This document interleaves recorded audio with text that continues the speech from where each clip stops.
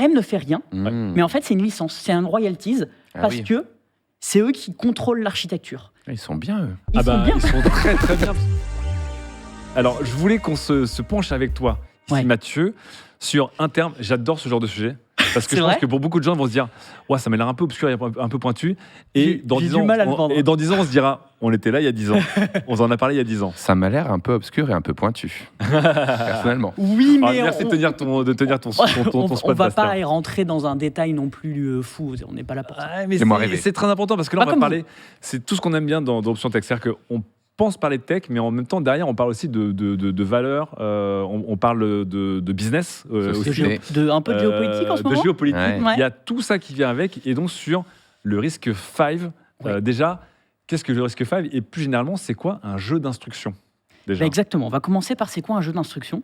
Donc, c'est tout simplement l'ensemble des instructions qu'un processeur peut exécuter. D'accord. Donc ça va être des opérations super élémentaires, type une addition, une multiplication, ça va pouvoir être un décalage de bits, enfin toutes les opérations ultra élémentaires qu'un processeur peut faire. Et en fait, c'est une couche de communication c'est la plus basse couche de communication entre le matériel et le logiciel. D'accord. Et donc c'est essentiel. D'accord. C'est vraiment les opérations qui font qu'un processeur va faire une opération et c'est vrai, et c'est super essentiel. Et les deux plus connus, en fait, dans ceux qu'on utilise au quotidien, qu'on a partout sur nos PC, sur nos téléphones, sur nos objets connectés, en fait, il y a deux familles. Il y a d'un côté x86, donc qui sont faits par Intel et AMD. Je pense que beaucoup de gens vont dire, OK, Intel, AMD, je comprends. Voilà. Ça, j'ai, et ils sont basés sur le jeu d'instruction, principalement x86. Qui s'appelle x86, voilà, l'architecture s'appelle comme ça. C'est là d'où vient Program File x86. Ouais, exactement. Exactement. Et aujourd'hui, votre fameux dossier Windows. J'ai jamais compris pourquoi il y avait ça. Eh oui. Il y en a deux des fois. Tu dis, voilà, c'est le nom de l'architecture. Et globalement, ça équipe quasiment tous les PC. Aujourd'hui, pas tout à fait, mais historiquement, depuis 40 ans. Ça a été les PC Windows étaient en x86 notamment via Intel et AMD quoi. Et très simple, c'est une licence qui appartient à Intel et qui a été vendue à AMD qui peut également faire des processeurs. T'achètes le processeur, il n'y a que eux qui peuvent les fabriquer. Très simple, c'est le modèle de base. D'accord. Je dis ça parce que le modèle d'après que vous connaissez aussi, c'est ARM. Et ça, c'est un modèle un peu différent parce que ARM, il ne fabrique pas de processeur. D'accord. C'est ce qu'on appelle un fabless. ARM, ils vendent une licence. Alors, ils conçoivent l'architecture. Et ils vendent une licence pour l'utiliser. Ils te vendent les plans, quoi. Ils te vendent des plans. C'est même parfois des guidelines.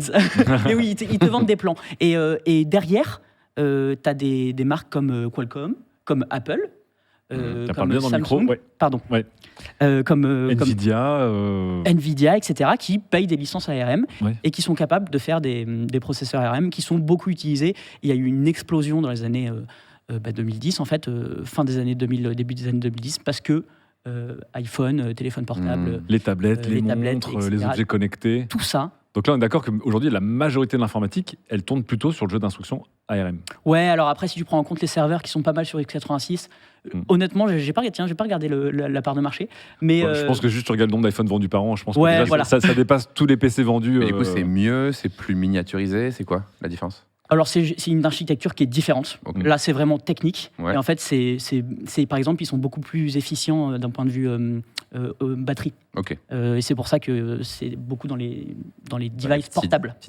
Et que ça marche bien en ce moment. Alors, des gens me disent qu'il y avait aussi d'autres alors, il y en a d'autres, instructions qui ont existé, notamment risque, mais pas le risque 5, les risques d'avant. Oui. Le MIPS, les PowerPC. Les PowerPC de IBM. On va dire que là, j'ai pris les deux grands principaux qui sont aujourd'hui majoritaires. 99% de ce que vous avez comme objet informatique ou électronique, c'est en x86 ou en ARM globalement. Et ce qui est intéressant, par exemple, c'est quand vous achetez un iPhone ou un MacBook ou un Samsung Galaxy, il y a quelques dollars qui vont à ARM.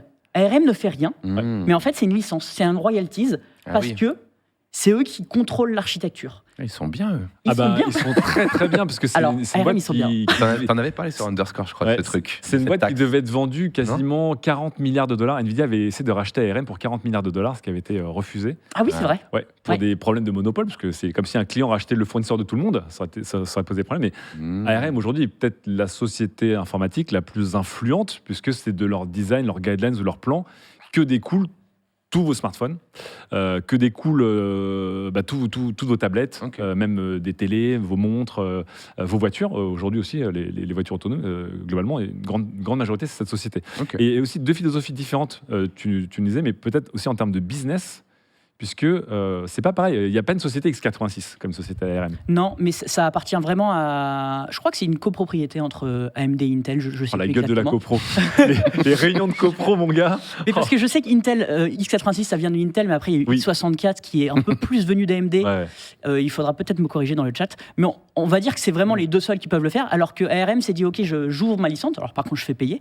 Mais tous les fabricants peuvent le designer. Donc, ce qui fait qu'Apple va designer une puce pour lui, et ça va être derrière une usine, par exemple TSMC, souvent. Excellent move. On a littéralement Intel France dans le chat qui dit c'est pas une propriété Intel. Mais non, c'est vrai, il y a Intel France dans le chat. Ça, c'est exceptionnel. Je sais pas si Intel France, c'est peut-être Mickaël que je salue. Et AMD qui répond. Ça serait exceptionnel. AMD officiel. On dirait une mais en fait, rien. Non, mais c'est vrai qu'il y a beaucoup de gens pour qui, en fait, le PC, encore une fois, on parlait du LIDAR ou du Kleenex. Pour beaucoup de gens, Intel, c'est le nom qui est lié en fait quasiment à une époque entière de PC, une famille frigo PC. quoi. Ouais, les gens quand ils parlent de microprocesseurs, et même AMD n'est pas connu du grand public comme Intel peut l'être. Donc c'est vrai que c'est très très lié. Mais bon. Et donc il y a un petit nouveau qui arrive. Et donc il y a eu plein de petits nouveaux, mais il y en a un qui a retenu ton attention.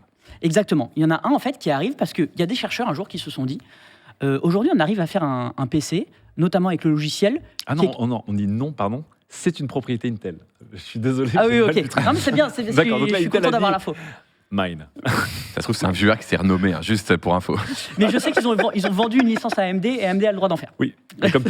Comme tu dis, personne d'autre quasiment ne peut faire des produits. Voilà. Sauf si un jour Intel décide de vendre, mais ça n'arrivera jamais, une licence à quelqu'un d'autre. Voilà. Et donc il y a des chercheurs qui se sont dit, ok, c'est cool, on a ces architectures qui sont en place. Sauf que quand on a un PC, on peut aujourd'hui quasiment avoir toutes les briques open source. On prend un Linux, on prend que des logiciels open source et tout. Sauf que ce jeu d'instructions, il n'y en a pas qui est open source, ou en tout cas qui n'est pas utilisable d'un point de vue à grande échelle. D'accord. Et donc, il y a des chercheurs de l'université de Californie de Berkeley, à Berkeley, en 2010, qui se sont dit, on va créer un jeu d'instruction, mais open source. Alors, sujet d'étude, juste pour la recherche, on se fait un kiff. Au début, c'est ça. On se fait un kiff. On est dans des labos. Chacun ses kiffs. On se fait un petit jeu d'instruction. C'est compliqué quand tu vois à faire. combien Intel a investi dedans après, je peux dire que le petit kiff, il a pris de l'ampleur. Et donc, ils font ça en 2010. Premier prototype en 2013. C'est quand même des projets qui prennent pas mal de temps. Et en fait, ça commence à être intéressant en 2014-2015. Et ce qui est intéressant, c'est que, c'est open source. C'est un jeu d'instruction qui est assez minimaliste et modulaire. Donc, du coup, ça permet de faire des processeurs à moindre coût. Et par exemple, les premiers usages qu'ils ont trouvés au tout début, c'était vraiment pour des objets connectés, avec très peu de besoin de puissance. D'accord. Des petites puces, des mini-puces. Simple, on va dire. Parce que les gens pensent risque 5, nouveaux jeux d'instruction, ils s'imaginent tout un truc qui est complexe, du futur, coûteux, qui va redescendre au coup derrière. Non, ça démarre vraiment start from the bottom, comme diraient les meilleurs rappeurs. Un peu comme ce qu'a réussi à faire ARM face à Intel avec... Toi bien dans le micro, Avec les iPhones. Oui. Intel, c'était vraiment des processeurs assez complexes, super pour les PC. ARM, ils sont venus avec un truc un peu plus économe, un peu plus simple. Ça a vachement bien marché sur les téléphones. Là, c'est encore un peu l'étape d'après. Donc, ils font ça. C'est flexible. Et les industriels commencent à s'y intéresser. Et je vais vous citer des noms, vous allez voir, qui ont rejoint le consortium RISC-V. Google, Nvidia, Qualcomm, Intel, AMD. En quelle année ? Alors, je n'ai pas toutes les années, mais à l'heure actuelle, si je vais voir le site web... Je peux dire qu'il y a des bonnes fées qui sont penchées sur ton berceau, quoi. Des grosses fées, quand même, tu vois. Voilà. Sauf un que je n'ai pas cité, ARM. ARM n'est pas... Parce qu'en fait, ARM flippe un peu de RISC-V. Et il se retrouve un peu seul. Et c'est pour ça que ça intéresse tous les autres, parce qu'ils commencent à se dire, on a quand même une sacrée dépendance à ARM. ARM, aujourd'hui, ils font la pluie et le beau temps, encore une fois, sur une grande partie de l'informatique. Exactement. C'est une société au Royaume-Uni qui fait un peu la pluie et le beau temps, quoi. Exactement. Et donc, ils commencent à flipper. Et en 2018, c'est possible qu'ils aient mis en ligne un site pour dire non, mais RISC-V, c'est pas bien. Sur quoi ? Voici les arguments. Vraiment, ils ont mis un site qui s'appelait... Après le dark pattern, le dark marketing. Ah ouais, non. Ça, j'ai envie de dire, dans ce petit milieu-là, les petits tacles pour tester un peu, pour dire, je vais un petit tacle à la gorge pour voir si tu tiens. Ça s'appelait, je crois, RISC-V Basics, _Basics. D'accord. .com. C'était pas Et, signé, quoi. C'était un truc un peu indé, c'était pas signé AMD, quoi. C'était juste. Non, ARM. pardon. Si, je crois on savait que c'était eux. Ah, ok. Mais c'est juste que c'est comme si Apple faisait voilà, ça c'est le site sur WebArchive parce qu'il a été Android évidemment pas ouf supprimé. ou quoi Ouais, voilà, c'est ça, c'est androidpaouf.com. Ouais, c'est ça. C'est un peu ça. Et donc voilà, ils te font un petit truc comme quoi c'est pas bien. Ils se sont pris un backlash énorme. Ah ouais. Oui. Gros bad buzz. Surtout là, ils le se prend mal, mettent etc. contre de l'open source. Ouais. C'est mal vu. ça. Exactement. Ouais. C'est un peu comme si Windows Gratuit, open source, tentait de tacler un peu Linux. Ouais. À la gorge. Je peux dire que là, la communauté, c'est parti. Quoi. Ah, Et en Sans les piquer les En torches. plus, ils avaient payé des pubs sur Google pour que le site remonte quand tu tapais RISC-V. Pour avoir Et ça- ARM qui remonte Ouais, à la grande on a classique. peut-être la C'est comme quand capture tu d'écran. télécharges Firefox et que Oui. Edge du Chrome apparaît voilà. en premier. J'ai envie de dire, c'est quasiment le game. Hein. C'est le game. Tu sais que tu es remarqué et que tu sais que ton projet il est bon quand les rois du game On perd de toi. commencent à te tacler. Quoi. Alors évidemment, RISC-V enfin il y a c'est même pas RISC-V, c'est des internautes sur Internet qui ont fait la même chose, mais pour dire pourquoi il faut pas utiliser ARM. Bref, une petite guerre qui s'installe. Et c'est marrant parce que c'est un milieu où en fait il y a beaucoup de guerres, notamment entre Qualcomm et ARM. Donc Qualcomm qui fait partie du consortium. Et Qualcomm est en procès avec ARM d'ailleurs en ce moment. Oh oui, sans doute. Comme souvent. Qualcomm est souvent en procès. Et en fait, Qualcomm, c'est marrant parce qu'ils font évidemment des processeurs, les Snapdragon, qui sont des processeurs ARM. Et à un moment, Qualcomm, ils ont reproché à ARM de vouloir changer son modèle de licence. En fait, ce qu'il faut comprendre, c'est que jusqu'ici, on payait une licence unique pour chaque puce qu'on mettait dans un appareil. D'accord. Et ils se sont dit, on aimerait bien gagner encore un peu plus de thunes et faire en sorte que la licence qu'on va payer sur chaque appareil, ça soit en fonction du prix de l'appareil. C'est-à-dire que si tu achètes un iPhone Pro, Pourcentage. tu envoies un peu plus d'argent à ARM que si tu achètes un iPhone ou un Samsung Galaxy A5, par exemple. Et ça devient compliqué. Ouais, bref. Un pourcentage, quoi, finalement. Un pourcentage. Et ça, Qualcomm, ils n'étaient pas très contents et donc ils se sont dit on va prendre de la distance avec ARM. Petite anecdote. Sachant que Qualcomm est encore une fois un des plus gros clients d'ARM. Quoi. Mais petite anecdote que je trouve très couillue de la part de Qualcomm, ils font exactement la même chose avec leur modem 3G, 4G. Mais oui, c'est ça que tu avais dit, Underscore. Ouais. Ouais. Et le mélangé. système est en place. J'ai mélangé. Et c'est pour ça d'ailleurs que Apple, avec la sortie de l'iPhone 16A, là, on a vu, Ouais. ils font leur propre modem. C'est la première fois qu'ils essaient de sortir de la dépendance. En fait, c'est tous les clients et les Exactement. pires ennemis les uns des autres. Ils sont tous clients entre eux, ils sont tous dépendants entre eux et ils se détestent tous entre eux. Ça fait des réunions de famille. Je te dis, la copro. L'espace, La copro. La copro. Des abonnements chez les uns, chez les autres. Oui, non, mais regarde, Intel fournissait les processeurs d'Apple, mais Apple a quitté Intel. Mais en même temps, Apple a été le promoteur du Thunderbolt qui a été inventé par Intel. Donc en fait, Apple est concurrent de Samsung numéro 1, mais le premier fournisseur d'Apple, c'est Samsung pour les écrans et Pour les la écrans, mémoire on va dire, flash. ouais. Ils sont tous en train de se tirer la bourre les uns les autres et les alliances d'un jour ne seront pas celles de demain. Quoi. Ouais. Ouais. Tout le monde se déteste, mais personne ne peut se passer Ouais. l'un de l'autre. Et d'ailleurs, Qualcomm avait, je pense que c'est le process, c'est pour ça ils ont racheté une startup qui s'appelle Nuvia. Nuvia, qui était une startup d'anciens d'Apple qui ont fait qui ont travaillé sur les processeurs M1, M2, etc. Ouais. Enfin, et les A1. C'était quasiment les architectes des processeurs Ils sont Apple. partis avec le savoir un peu. Et Un peu. Un peu. Et, ouais, Le un peu est important, Bastien, mais un petit peu. et Ils ont- Qualcomm a racheté sa startup. Ok, ok. Et ARM, ils l'ont très mal pris. Ouais. Ils ont fait non, mais on a un contrat qui nous lie. Bref. Donc, du coup, tout ça fait qu'il y a une ambiance où tout le monde essaye en fait un peu de prendre son indépendance vis-à-vis de 2-3 sociétés pour lesquelles tu es vraiment très dépendant. Cette phrase était pas ouf, mais vous l'aurez.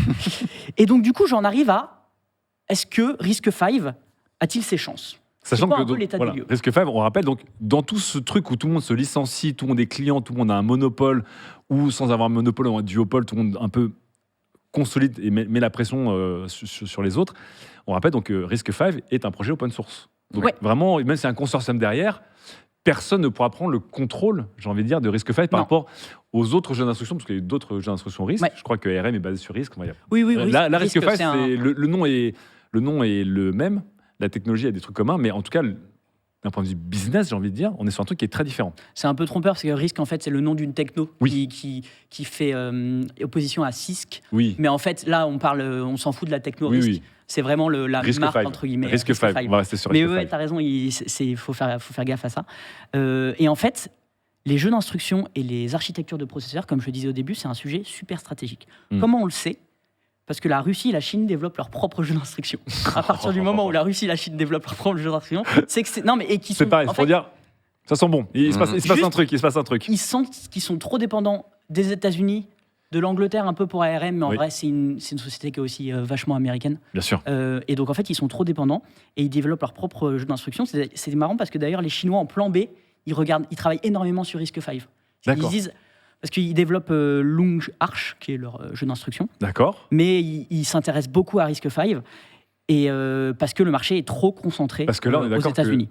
RISC-V, du coup, on ne peut pas interdire notamment à la Chine de développer dessus, de participer au projet ou même de faire des forks, etc. Ouais. Voilà, ils peuvent complètement faire un fork de leur côté, il n'y a aucun souci. Mais il y a un monde où des devices comme, je sais pas, Apple, ils aient un truc open source à l'intérieur.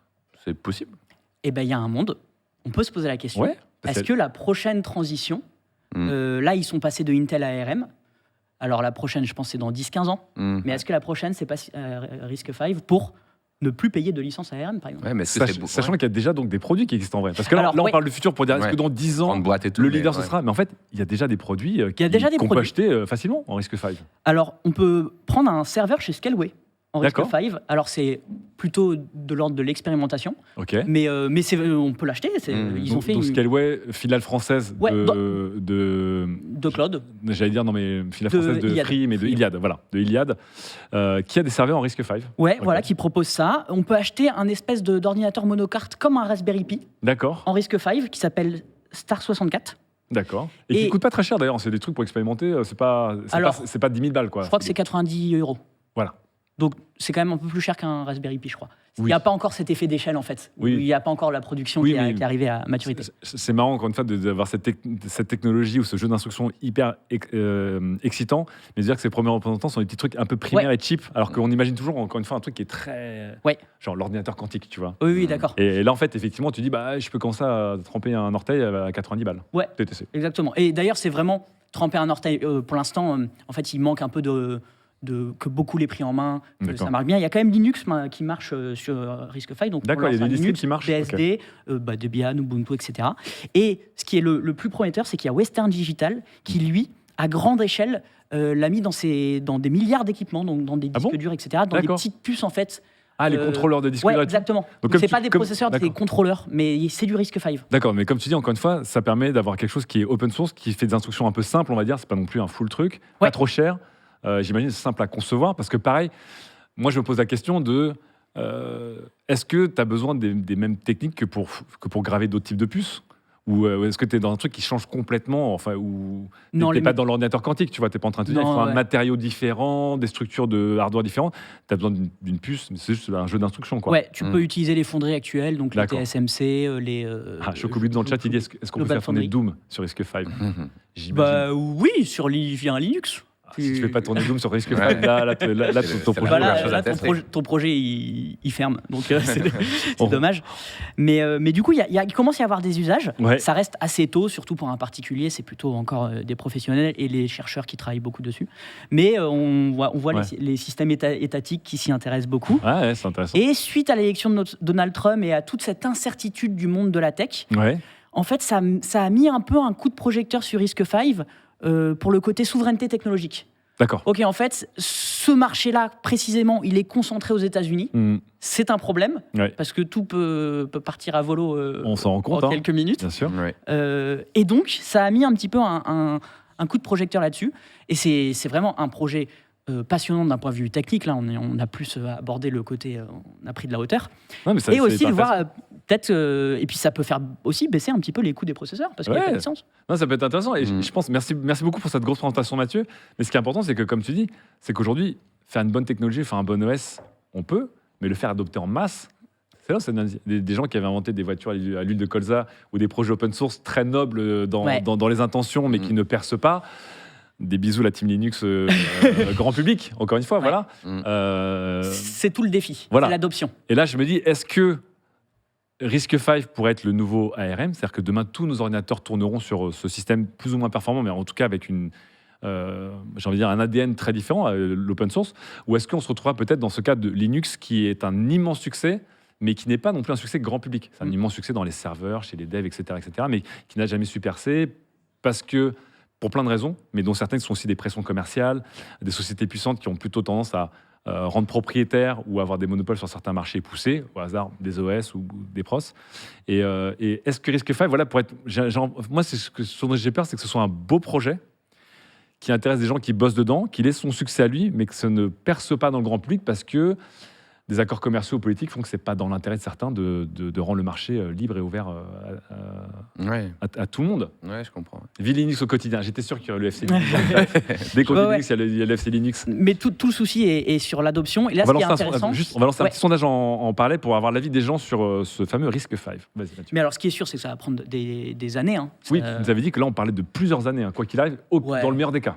Franchement, avant d'avoir un appareil... en fait, c'est déjà sur des appareils grand public, mais vous ne le savez pas. C'est sur des disques durs, c'est sur des objets connectés. Pour l'avoir dans un téléphone, je pense que ça va prendre vraiment plusieurs années. À voir si ça va arriver. Il y a vraiment un défi de l'adoption. Mais c'est sûr que... il y a entre tous ces acteurs qui se font un peu la guerre de licence et qui en ont un peu marre de payer des royalties très très chères, plus les conditions géopolitiques, ça pourrait prendre comme... Il pourrait y avoir cet effet de, un peu comme tout, plein de projets open source super bons techniquement, mais qui n'ont pas pris pour plein de raisons. Aujourd'hui, faire un bon projet, c'est qu'une brique Exactement. Qui est essentielle, mais pas suffisante. Et donc, on a rendez-vous dans quelques années pour un projet qui a déjà plus de 10 ans. Ouais.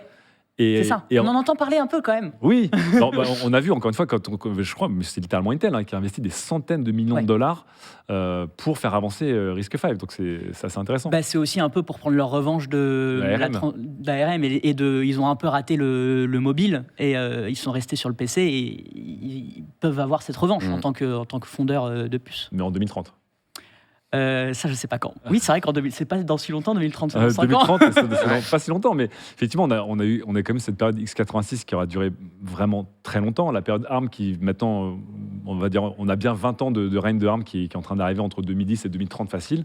Est-ce que, effectivement, ARM, en fait, est parti pour rester pendant 40, 50 ans où, en fait, dès 20 ans, on aura déjà un truc concurrent. On sait que le progrès s'accélère. Et il faudra voir si ça change des choses pour nous, consommateurs et consommatrices. On a vu la différence avec ARM qui était, effectivement, on peut avoir des objets qui font 8 mm d'épaisseur et qui tiennent une journée entière et qui ont une puissance de calcul monstrueuse, ce qui n'est pas possible avec x86. Est-ce que RISC-V apportera aussi des avantages pour nous en tant que consommateurs par rapport au fait que c'est juste, c'est en open source et c'est chouette, mais qu'on ne voit pas trop la différence? Il faudra aussi voir là-dessus. Et il y a la question de l'IA. Est-ce que si on a des puces où on a besoin d'avoir des cœurs, des neural processeurs, il y a plusieurs gens dans le chat qui disaient que justement RISC-V est déjà une grosse discussion et que Meta et d'autres utilisent déjà apparemment des... Alors, en fait, ça dépend où tu te places. C'est une grosse discussion dans certains cercles. Oui, mais pas le grand public. Pas grand public. Non, pas le grand public.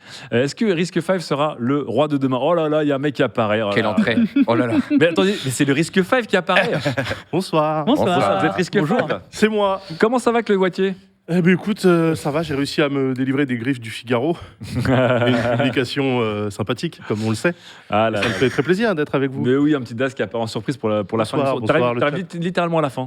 Oui, je sais qu'au niveau du timing, je me suis dit ça va être un peu serré, mais Clémentine m'a dit mais vas-y. On a dit on te gardait une petite place, écoutez. Bonjour, messieurs. Bonjour. Voilà, toi aussi, tu t'es fait enfermer dans une armoire du Figaro pour finir un article, parce qu'on avait Chloé tout à l'heure. Ouais. Mais ça me surprend pas. Un comme ça. Ça me surprend pas, c'est les techniques du Figaro, mais on va pas épiloguer. On a un peu à la bourre, mais juste on parlait du RISC-V, de ce jeu d'instruction mais oui. très prometteur. Mais en fait, du coup, c'est intéressant parce que moi, je le connaissais d'un point de vue plutôt peut-être technologique, mais c'est vrai que Mathieu avait apporté un éclairage qui était aussi économique et politique, et ce sera peut-être drôle d'avoir un RISC-V China, un RISC-V USA, un RISC-V India, suivant un moment, encore une fois, la souveraineté des États qui auront leur propre fork peut-être, et qui va créer, alors je sais pas, peut-être plus de souveraineté dans le meilleur des cas, et peut-être des équilibres monstrueux s'il y a un pays ou un territoire qui est plus performant que d'autres. Mais ça fait pas longtemps qu'on en parle du RISC-V qui... C'est juste que là, il y a une accélération en termes de discussion et d'investissement autour ces dernières années. Là. Ça fait longtemps, mais on va dire que depuis 2018... Ah, remarque, 2018, ça fait déjà 7 ans. 7 ans, ouais. L'âge de raison. Moi, j'ai une petite question de naïf sur le côté open source. Ouais. Je suis sûrement très mal informé, mais si tu te retrouves avec quelque chose d'open source dans un device public enfin, public, que je peux avoir, grand public, qui est du coup porté par une entreprise privée comme Samsung ou Apple, est-ce que ça porte plus de risques que quelque chose de propriétaire? Tu vois, on a déjà vu des des problèmes dans les projets open source avec des hackings, des trucs, des machins. Est-ce que c'est risqué ou c'est pas du tout risqué? C'est une idée reçue. Oui, mince, pardon. Qui est excellent. J'ai pas envie de parler à la place de pro de la sécu, mais c'est globalement, l'open source, c'est moins risqué. Parce que justement, tu peux plus auditer ce que tu fais. On a déjà eu des failles sur des processeurs. C'était Spectre? Non, c'était pas Spectre. Il y avait une histoire, un mec s'était infiltré pendant 7 ans pour un moment. Alors ça, c'était pas sur un processeur. Mais oui, il y a eu ARM China qui est une histoire complètement dingo. ARM China, c'est un des plus gros hold-up technologiques de ces dernières années où ARM a dû monter une filiale en Chine pour avoir le droit d'opérer en Chine. Et le directeur de ARM China, de la filiale, il a fait ce que les Bretons, les Corses rêvent. Il a pris son indépendance.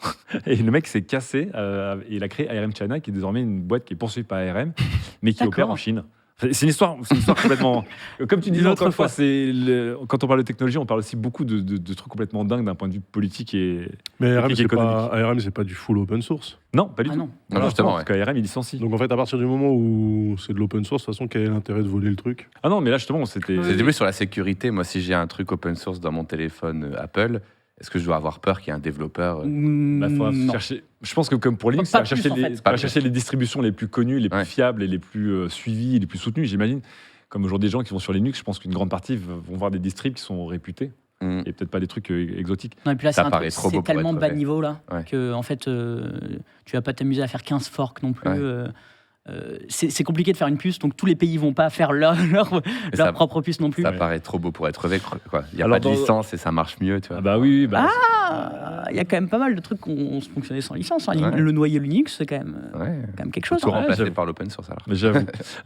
Quasiment la moitié des gens pensent que pour certains usages, risque 5 va s'imposer très clairement. Je suis content. 35% des gens pensent que le jeu d'instruction de tout le monde de demain, ce sera risque 5. Alors rendez-vous dans. C'est marrant parce que moi, quand j'ai écrit ça. 17% disent non. ARM et x86, qui sont les deux jeux d'instruction en fait rois, sont trop forts et trop implantés, donc ça ne percera jamais. Moi, j'avais écrit ça pour Frandroid à l'époque, et je m'étais fait allumer par le directeur technique de VLC, là, comment il s'appelle lui? Jean-Baptiste Kempf. Lui, là. Oui. Voilà. Lui, c'est-à-dire. Il a dit non. Alors moi, justement, je dessinais des lendemains qui chantent et tout. Et puis, non, mais n'importe quoi, ce qu'il raconte. Je crois qu'il y croit moyen, Très bonne analyse de Jean-Baptiste dans Underscore d'ailleurs. C'était un peu dingo. Merci Daz d'être venu. C'était super. On va manger.